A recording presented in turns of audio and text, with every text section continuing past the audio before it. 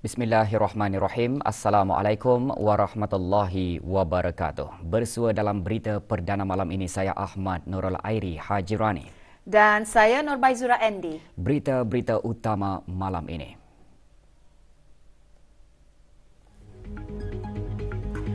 Kebawah Duli Yang Maha Mulia Paduka Seri Baginda Sultan dan Yang di-Pertuan Negara Brunei Darussalam berkenan menghantar titah perutusan takziah berikutan dengan kejadian pelanggaran kereta api yang berlaku di Republik India baru-baru ini.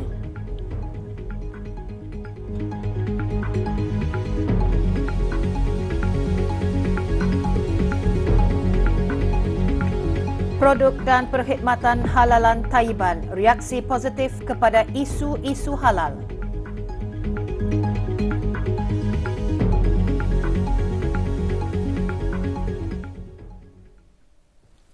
Kebawah Duli Yang Maha Mulia Paduka Seri Baginda Sultan Haji Hassan Al-Bolkiah Muizzuddin Wad Daulah Ibni Almarhum Sultan Haji Omar Ali Saifuddin Sa'adul Khairi Waddin Sultan dan Yang di-Pertuan Negara Brunei Darussalam telah berkenan menghantar titah perutusan takziah kepada Tuan Yang Terutama Shri Narendra Modi, Perdana Menteri Republik India, Kerajaan dan Rakyat Republik India berikutan dengan kejadian pelanggaran kereta api yang berlaku di Balasore, Odisha, Republik India baru-baru ini.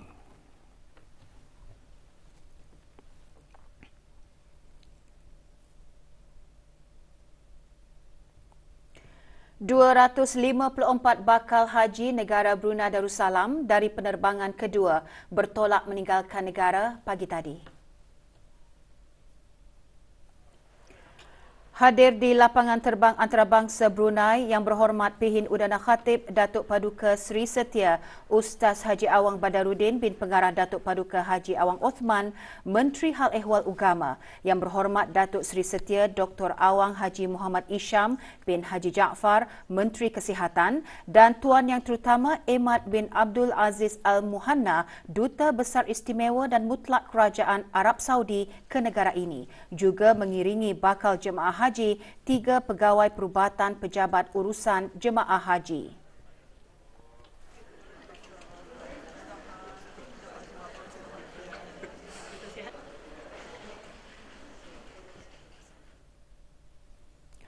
Perkembangan di Tanah Suci. Rombongan pertama jemaah haji negara Brunei Darussalam selamat tiba di lapangan terbang antarabangsa Prince Muhammad bin Abdul Aziz Madinah pada pukul 2.13 petang waktu Madinah. Rombongan seramai 251 bakal jemaah haji mengikuti pakej Darussalam Services Sdn Bhd, syarikat SCA, syarikat Al-Hijrah, syarikat Titian dan syarikat At-Taqwa. Ketibaan jemaah haji negara dialu-alukan oleh Tuan Yang Terutama Datuk Seri Setia Haji Yusof bin Haji Ismail, Duta Besar Istimewa dan Mutlak Negara Brunei Darussalam ke Arab Saudi.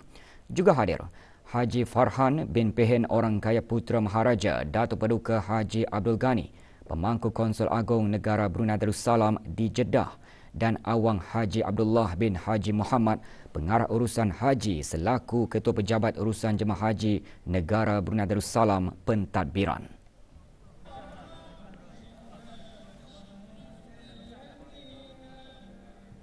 Apa yang saya mahukan di sini, semoga amalan-amalan kami diterima dan juga amalan mendapat haji yang mabrur, supaya dapat beribadah lebih fokus lagi lah di sini.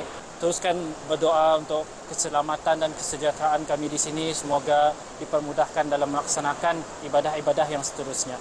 Saya mohon doa kepada ahli keluarga dan rakyat Brunei Darussalam, khususnya kepada jemaah-jemaah haji supaya agar mendapat kesihatan, keselamatan dan dilindungi daripada segala yang tidak diingini.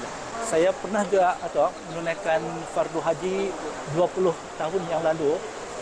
Rasa ada perbezaan sudah. Dulu kami datang di Jeddah, masa ini Madinah. Cuaca di sini pun agak baik, alhamdulillah.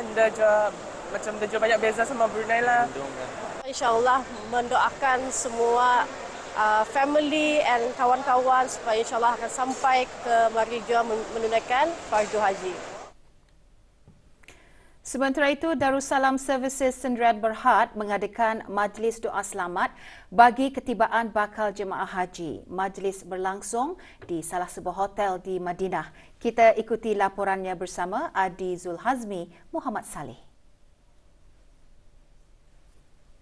Hadir ke majlis berkenaan Pemangku Konsul Agong Negara Brunei Darussalam di Jeddah, Yang Mulia Awang Haji Farhan bin Pihin Orang Kaya Putra Maharaja, Datuk Paduka Haji Abdul Ghani.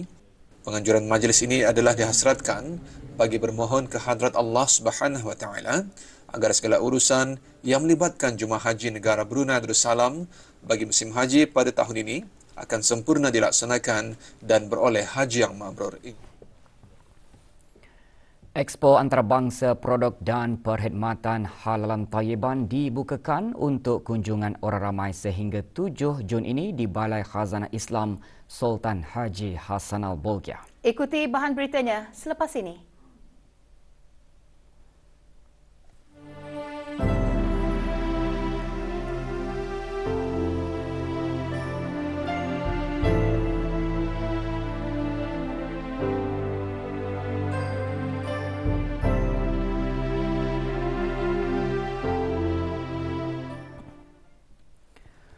Produk dan perkhidmatan halalan thayyiban yang menjadi sorotan adalah sebagai reaksi positif kepada perhatian yang diberikan kepada isu-isu halal sama ada di dalam atau luar negeri. Ia bukan sahaja melibatkan produk makanan dan minuman, bahkan barang gunaan dan dalam aspek perolehan rezeki pun hendaklah juga dengan cara halalan thayyiban. Menteri Hal Ehwal Agama menggariskan demikian semasa perasmian Majlis Seminar Antarabangsa Produk dan Perkhidmatan Halalan Thayyiban kali ke-6 dan Expo Antarabangsa Produk dan Perkhidmatan Halalan Thayyiban sempena persidangan dan pameran pertengahan tahun Brunei MYCE 2023. Majlis berlangsung di Balai Khazanah Sultan Haji Hassanal Bolkiah di Ibu Negara. Yang Berhormat Pihin Udana Khatib Datuk Paduka Seri Setia Ustaz Haji Awang Badarudin bin Pengarah Datuk Paduka Haji Awang Othman juga menyatakan keperluan dan kepentingan untuk memperkasakan produk dan perkhidmatan halalan thayyiban itu menepati kehendak syarak yang dikenali sebagai maqasid syariah. Keperluan dan kepentingan ini menghendaki produk dan perkhidmatan adalah bernilai tinggi, bukan saja bernilai baik dalam parameter menjaga kemurnian agama, preservation of religion, menjaga keselamatan nyawa, preservation of life, menjaga akal, preservation of intellect, menjaga keturunan, preservation of progeny, dan menjaga harta, preservation of property. Terdahulu, Pangeran Dr. Hajah Nur Khairiah binti Pangeran Haji Hashim, Pengarah Pusat Penyelidikan Halalan Thayyiban selaku pengerusi seminar, dalam ucapannya menjelaskan tema memperkasa kelestarian halal melalui maqasid syariah dipilih atas rasa komitmen untuk menyumbang ke arah usaha kerajaan dalam mempromosikan dan meningkatkan industri halal tempatan. Pembentangan ucap tama bertajuk Cabaran Fatwa Kontemporari dalam menghadapi produk makanan dan kepenggunaan moden disampaikan oleh Profesor Madya Datuk Dr. Muhammad Izhar Arif Muhammad Kashim dari Universiti Kebangsaan Malaysia. Ia antara lain menjelaskan kepentingan fatwa kontemporari berhubung produk makanan dan pengguna semasa bagi menyelesaikan isu umat Islam ketika ini. Juga hadir Yang Berhormat Datuk Seri Setia Dr. Haji Abdul Manaf bin Haji Metusin, Menteri Sumber-Sumber Utama dan Pelancongan, dan Tuan Yang Terutama Profesor Dr. Hamid Ersoy, Duta Besar Istimewa dan Mutlak Republik Turkiye di negara ini.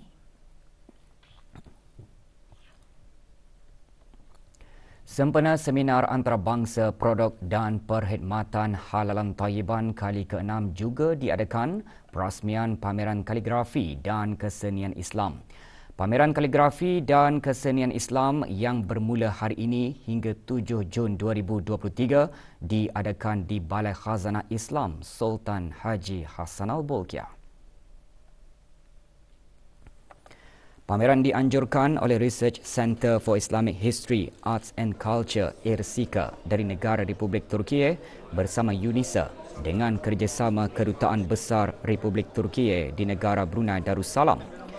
Merasmikan pameran yang berhormat Pihin Udana Khatib Datuk Paduka Seri Setia Ustaz Haji Awang Badarudin bin Pengarah Datuk Paduka Haji Awang Othman, Menteri Hal Ehwal Ugama.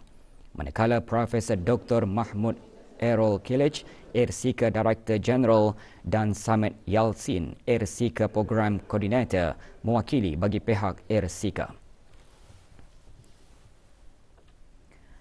Dalam usaha mendukung pertumbuhan ekonomi tempatan, khususnya dalam industri halal, Kementerian Hal Ehwal Ugama pagi tadi melancarkan pembukaan Expo Antarabangsa Produk dan Perkhidmatan Halalan Taiban.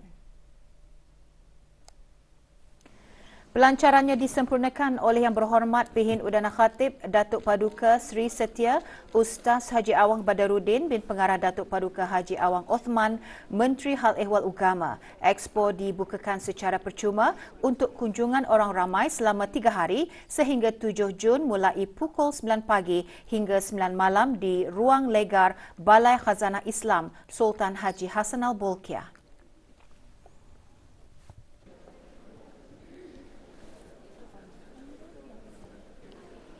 Pengunjung pameran berpeluang untuk meningkatkan pengetahuan tentang isu-isu kontemporari halal dan mengetahui peranan agensi-agensi kerajaan dan berautoriti dalam pensijilan halal. Expo dianjurkan bersama oleh Kementerian Hal Ehwal Ugama dan Universiti Islam Sultan Sharif Ali, UNISA.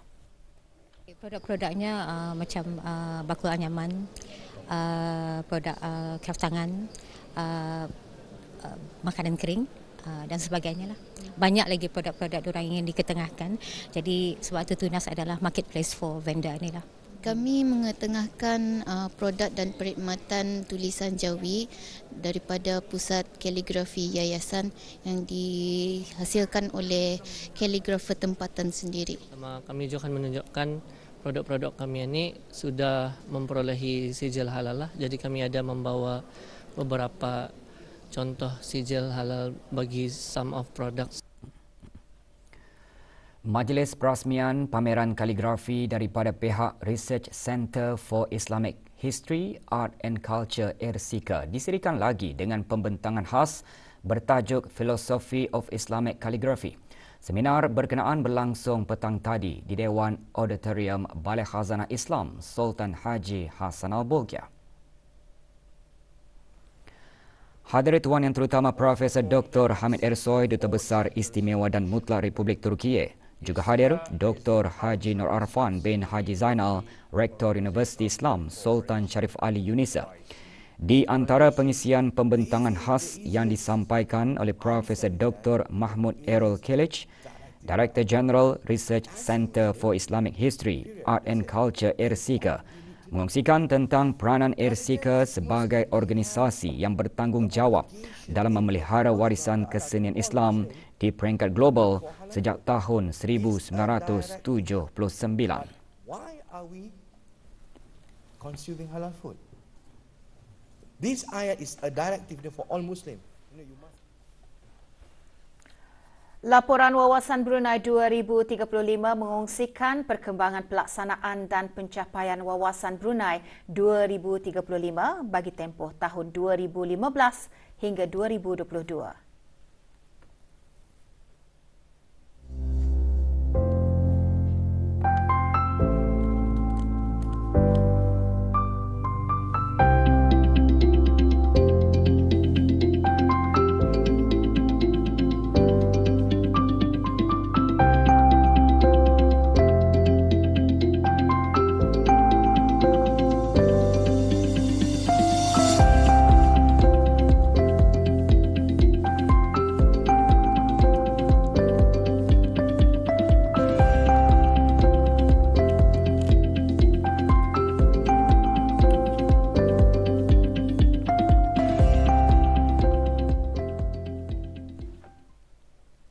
Deklarasi kerjasama ringkasnya DOC di antara negara-negara OPEC dan bukan OPEC yang dimeterai pada tahun 2016 mengiktiraf keperluan kerjasama di antara negara pengeksport minyak untuk mencapai kestabilan yang berpanjangan di dalam pasaran minyak demi kepentingan pengeluar dan pengguna.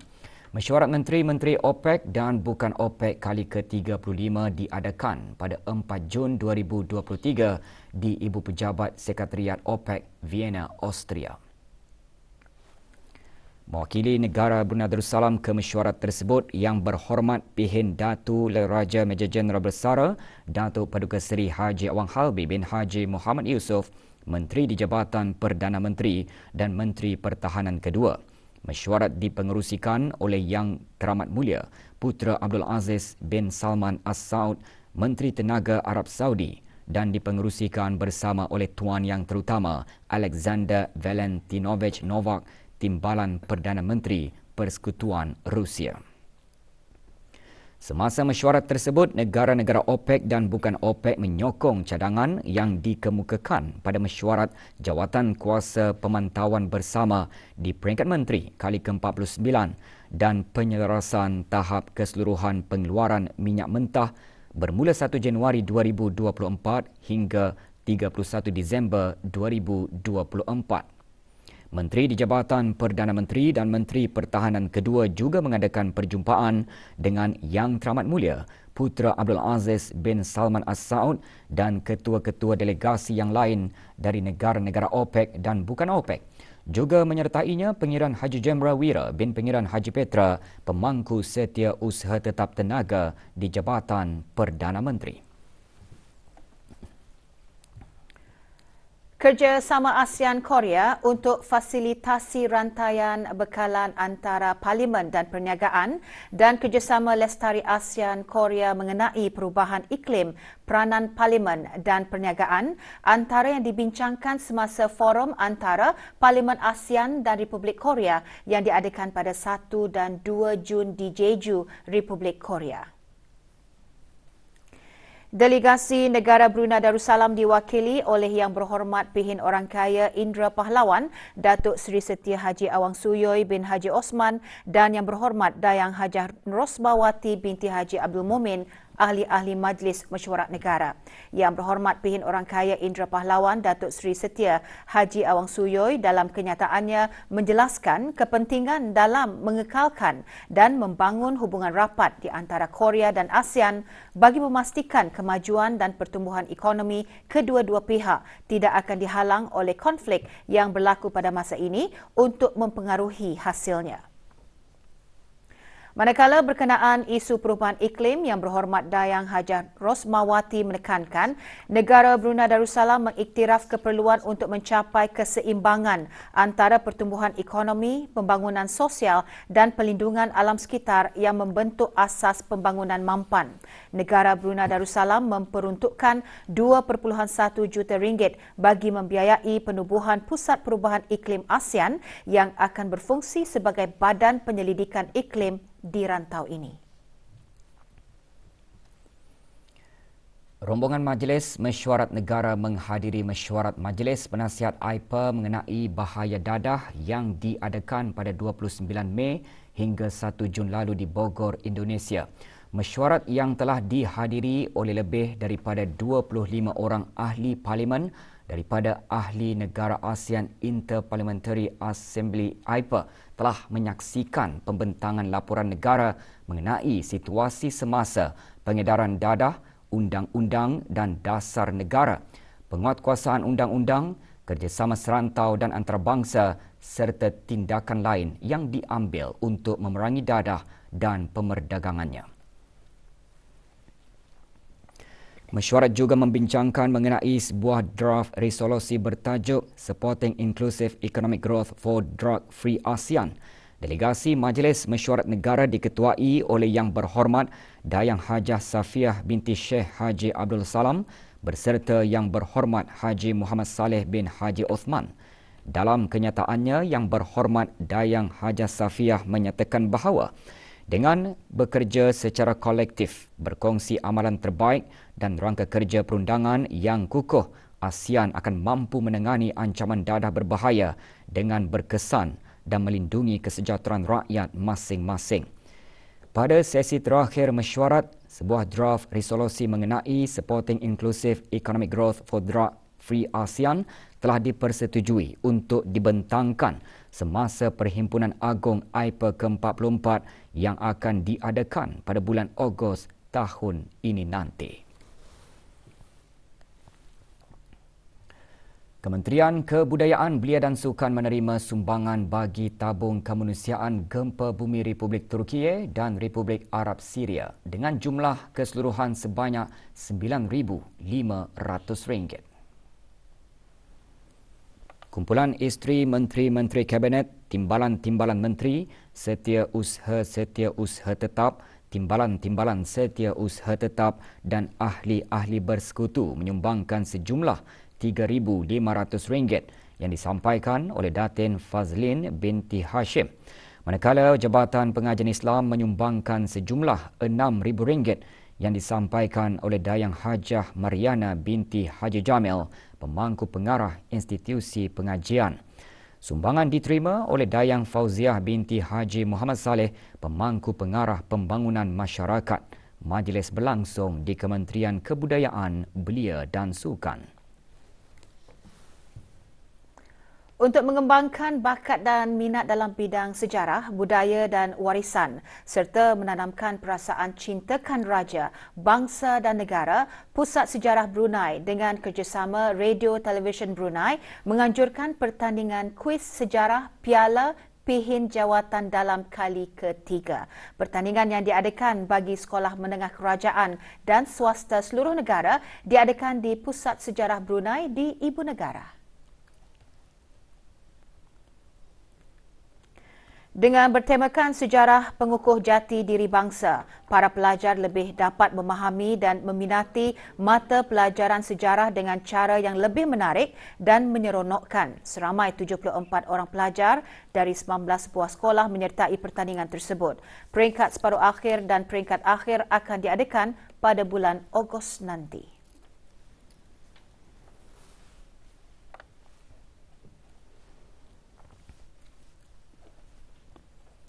College Universiti Perguruan Agama Sri Begawan Kupu SB melalui Klub Fikrah Fakulti Usuluddin mengadakan program Rehlah Ilmiah ke Osaka, Jepun bermula 2 hingga 7 Jun 2023.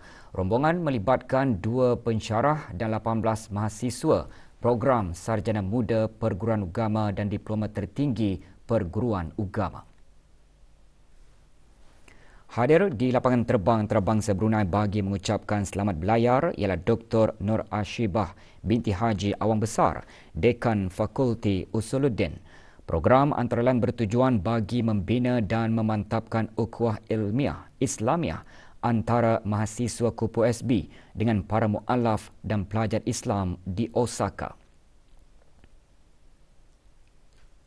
Lawatan juga bertujuan bagi menambahkan maklumat dan membuka minda para pelajar dengan melihat suasana pengajaran dan pembelajaran yang berbeza serta keluar daripada zon selesa diri pelajar. Selain itu juga rombongan berpeluang untuk mempromosikan negara Brunei Darussalam sebagai sebuah negara zikir yang berkonsepkan Melayu Islam beraja. Atlet para olahraga negara berjaya menyumbang pingat gangsa pertama bagi negara Brunei Darussalam pada Tamasya Sukan Para ASEAN ke-12 2023 yang berlangsung di Merodok Teko National Stadium, Phnom Penh, Kemboja. Pingat gangsa diraih oleh Awang Sahri bin Haji Jumaat melalui acara lontar cakra lelaki setelah berjaya mencatat jarak lontaran 25.36 meter dan memecah rekod kebangsaan sekaligus rekod peribadi beliau. Awang Haji Ali Yusri bin Haji Abdul Ghafur, Chef di Mission, menyempurnakan penyampaian maskot-maskot kepada para pemenang dalam acara tersebut. Pingat emas diraih oleh Riyadi Saputra dari Indonesia dengan jarak lontaran 33.36 meter. Manakala pingat perak diraih oleh Kiu Ming Trong dari Vietnam dengan jarak lontaran 27.49 meter. Saingan Liga Super Brunei. 6 perlawanan berlangsung pada petang kemarin dan semalam. Di balapan dan padang Kompleks Sukan Negara Hassanal Bolkiah Brakas, Wijaya bangkit dari ketinggalan untuk menewaskan Jurudong FC 2-1. Jurudong FC terlebih dahulu berada di hadapan seawal minit ke-7 bagi kedudukan 0-1. Pada separuh masa kedua, Wijaya berjaya menyamakan kedudukan pada minit ke-75 untuk kedudukan 1 sama. Manakala gol kemenangan Wijaya FC dijaringkan pada minit ke-83.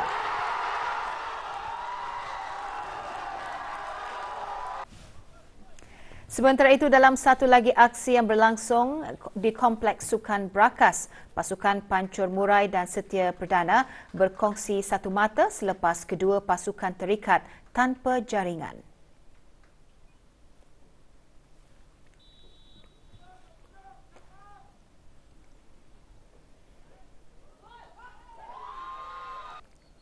Pada sebelah malam di tempat yang sama, pasukan Rimba Star berjaya mengalahkan Bakes FC 4-1.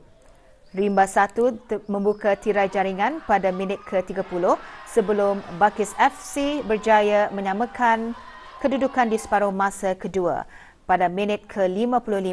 Bagaimanapun, Rimba Star berjaya menjaringkan 3 lagi gol di penghujung perlawanan bagi kedudukan 4-1 hingga akhir perlawanan.